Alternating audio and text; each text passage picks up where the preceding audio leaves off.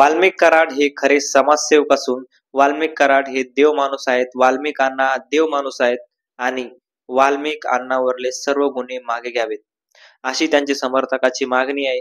आणि त्यांचे समर्थक असाही दावा करतायत की हे सगळे आरोप हे जे झालेत ते हे सगळे आरोप हे खोटे आहेत.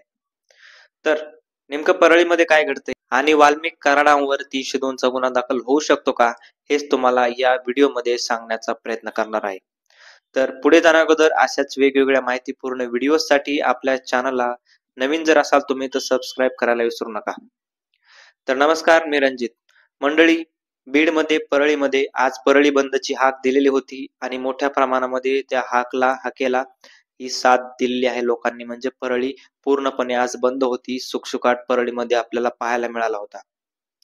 आणि याच्यातच झालेली आज जी आंदोलन आहेत, जी म्हणजे वाल्मिक कराड यांच्या समर्थनात असले असो किंवा संतोष देशमुख यांना न्याय मिळावा या संदर्भात असो, जे न्यायालयाच्या बाहेर संतोष देशमुखांना न्याय मिळावा यासाठी केलेली जे आंदोलन आहे, त्या आंदोलनामध्ये सुद्धा धनंजय मुंडे असतील किंवा वाल्मिक कराड असतील यांच्या अक्षरशः बॅनरवर चप्पल हाणून लोकांनी आंदोलन आज केलेले आहेत.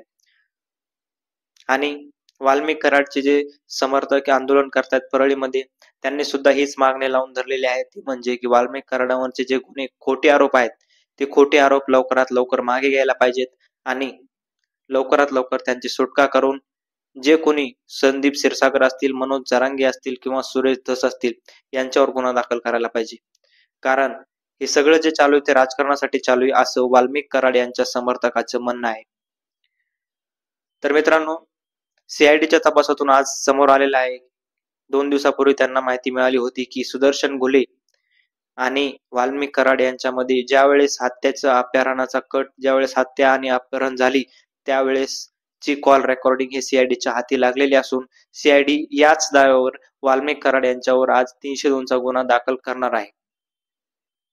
परंतु वाल्मिक कराडचे जे समर्थक आहेत, आंदोलक आहेत, त्यांचं म्हणणं असं आहे की वाल्मिक कराड हे समाजसेवक आहेत. त्यांनी बऱ्याच जणांची समाजसेवा किंवा आमच्याकडले जे लोक गरीब लोक आहेत त्यांना समाजसेवा केली, ज्यांचे घरदार उजळले त्यांना सुद्धा पैसे पुरवण्याचं काम हे वाल्मिक अण्णांनी केलेलं आहे असं सुद्धा वाल्मिक कराड यांचे समर्थक आज सांगताना आपल्याला पाहायला मिळाले.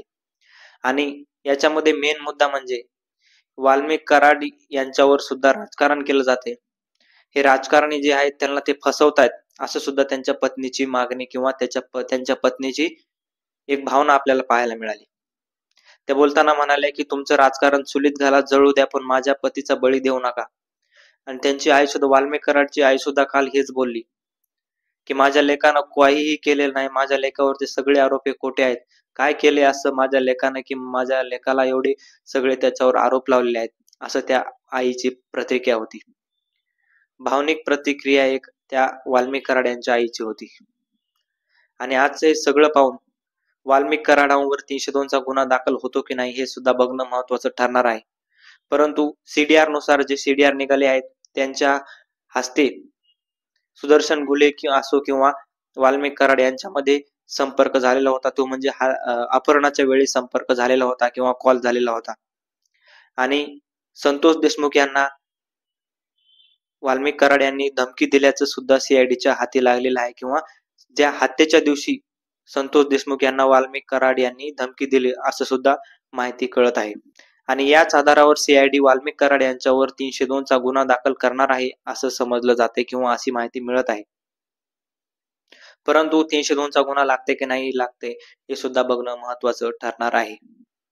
तर मंडळी, वाल्मिक कराड यांच्यावरले गुन्हे मागे घेऊ शकतात का आणि वाल्मिक कराडवर 302 चा गुन्हा जर लागला तर परळीमध्ये असो किंवा बीडमध्ये असो जातीय संघर्ष पेटेल का, हे मला व्हिडिओच्या खाली कमेंटमध्ये नक्की सांगा. धन्यवाद.